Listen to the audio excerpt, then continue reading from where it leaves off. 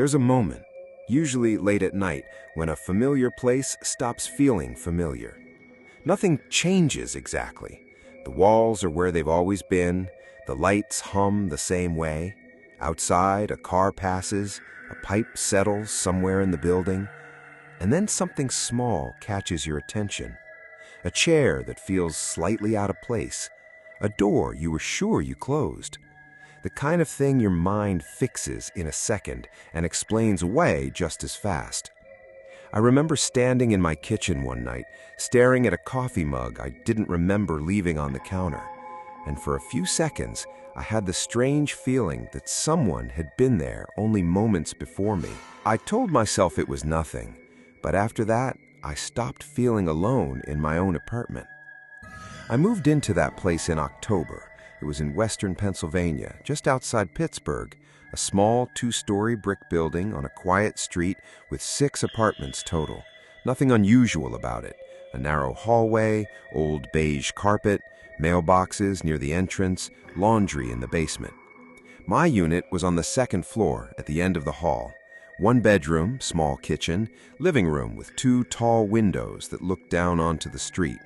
The kind of apartment where you could hear the building breathing, heat kicking on, pipes ticking, footsteps passing overhead.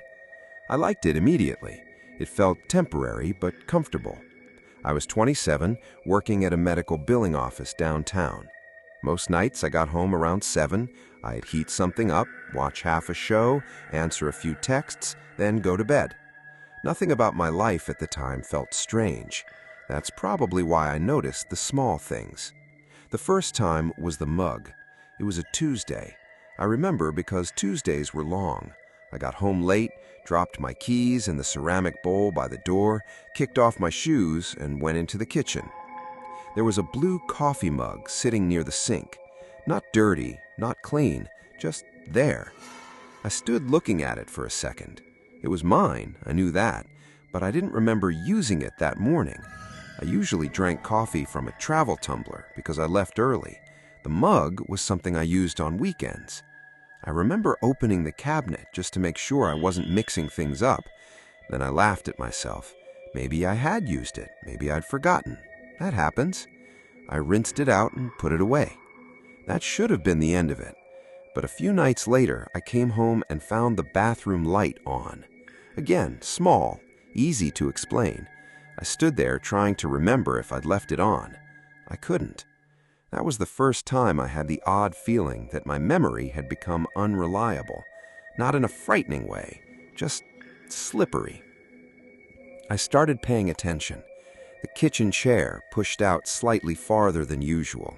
My bedroom door open when I thought I'd left it half closed. A kitchen towel folded differently. Each thing was small enough to dismiss, and every time I dismissed it. There had to be an explanation.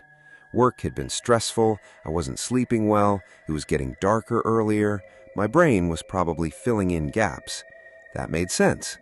But what unsettled me wasn't the objects themselves, it was the feeling that came with them. A strange awareness that started the second I stepped through the front door, like the apartment knew I was home, like I was interrupting something quiet. I never told anyone. Even saying it out loud would have made it sound ridiculous. By November, I'd started checking things before I left. I'd glance at the kitchen counter, make sure the bathroom light was off, push the dining chair all the way in. Nothing obsessive, just enough that I could reassure myself later. One Thursday night, I tested it. I left a paperback novel on the coffee table, not centered, deliberately angled, the top corner lined up with a water ring on the wood. I remember doing it and thinking how stupid it felt. That night when I came home, the book was straight, perfectly straight. I stood there for a long time. I even crouched down, trying to convince myself I had remembered it wrong. Maybe I hadn't angled it. Maybe I thought I had. I picked it up, turned it in my hands, then set it back exactly the way I found it. My chest felt strangely tight. Not panic, just a small, steady pressure. I didn't sleep much that night. The building had its usual sounds, Radiator clicks, distant footsteps, a door shutting somewhere downstairs. Around 2 in the morning, I woke up suddenly. I didn't know why. The room was dark except for the orange streetlight coming through the blinds, and for a second I had the unmistakable feeling that someone was standing in the doorway. I couldn't see anyone, not clearly, just the sense of presence, a shape darker than the darkness around it. I blinked hard and sat up. Nothing. The doorway was empty. I kept staring at it anyway. I remember listening so hard I could hear my own pulse in my ears. Then from somewhere in the apartment, I heard a soft sound, a small movement, like weight shifting on old wood. I held my breath. It didn't happen again. In the morning, everything looked ordinary. Sunlight makes things reasonable. I told myself I'd been half asleep, that strange state where dreams still cling to the room. That explanation worked for about 3 days. Then Saturday happened. I'd gone out to get groceries. It was late afternoon, cold, gray, the kind of November day that feels like evening even at 4. I came back carrying 2 bags and had to set them down to unlock the door. The moment I stepped inside, I stopped. The apartment smelled different. Not bad, not smoke, just unfamiliar, like someone else's detergent or soap. Something faint, but undeniably not mine. I stood there for a second, listening. Nothing. I checked the kitchen, bathroom, bedroom. Everything looked normal until I got to the bedroom. The closet door was open. Not wide, maybe 6 inches. I almost smiled at how relieved I felt. That was explainable, easy. Maybe I'd left it open. But then I looked at the top shelf. My winter coat was gone. For one strange second, I just stared. And then I remembered I'd worn it the night before. I found it hanging on the back of the bathroom door. I had no memory of putting it there. That was the first moment I genuinely questioned myself. I stood in the hallway thinking, maybe I'm more tired than I realize. Maybe stress does stranger things than people admit. I called my sister that night. I didn't tell her everything, just that I felt off, distracted, like I kept forgetting small things. She asked if I was sleeping. I said, not really. She told me that was probably it. And maybe it was. For a while, I tried harder to believe that. I went to bed earlier, turned off my phone, started leaving the TV on in the evenings just to fill the silence. But the silence was where I noticed it most. When the TV was off, when the refrigerator hummed, when the building settled. That was when I would feel it. The sense that I wasn't alone. Not watched exactly, just accompanied. A week later, I came home later than usual, almost 10. The hallway outside my apartment was empty. The woman in 2B usually had music on, but that night there was nothing. I unlocked my door and stepped inside. The living room lamp was on. I stopped immediately. I never left that lamp on, not once. I stood there with the door still half open behind me. My first thought was strangely practical. Maybe maintenance came in. Maybe there was a leak. Maybe the landlord had texted and I missed it. I checked my phone. Nothing. The apartment was quiet. I walked through it slowly. Kitchen, bathroom, bedroom. Nothing missing. Nothing disturbed. And yet the air felt wrong. That same faint smell again. Not stronger, just present. I remember standing in the middle of the living room and realizing I was listening for breathing. That thought embarrassed me immediately.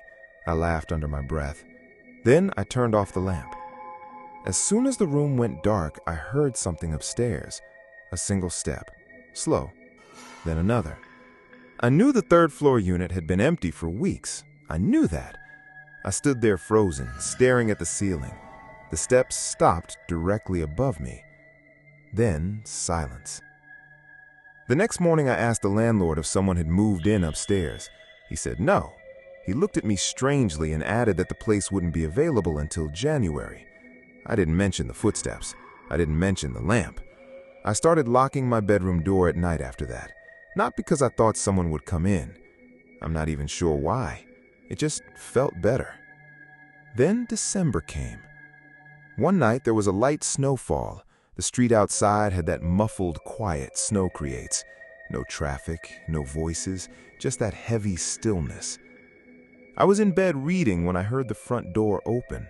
Not loudly, just the small mechanical sound of the latch. My whole body went rigid. I sat there listening. No footsteps, no movement, nothing. I told myself maybe the building's front entrance downstairs had opened and the sound carried up. That had to be it.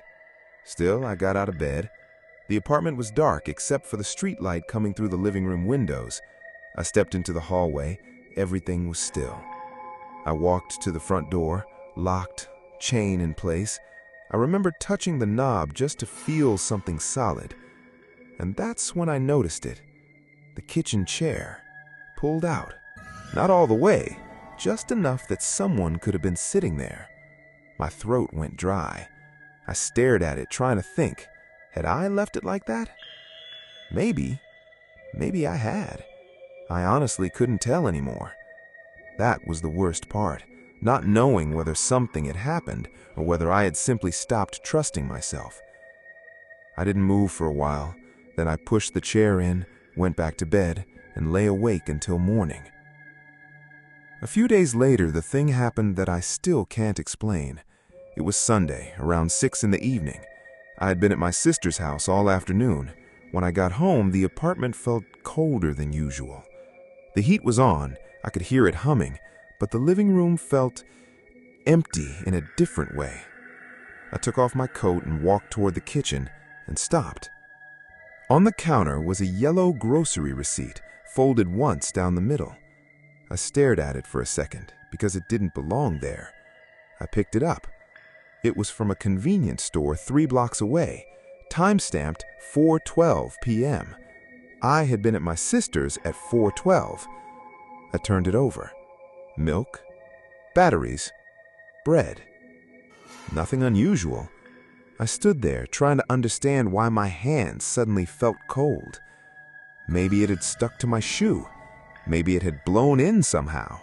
But the windows were closed, and I didn't go to that store. I checked the front door. Locked. The chain still fastened. I checked every room again. Closets, bathroom, under the bed. Empty. I sat on the couch with the receipt in my hand for nearly 20 minutes, listening, waiting. Nothing happened. Nothing moved.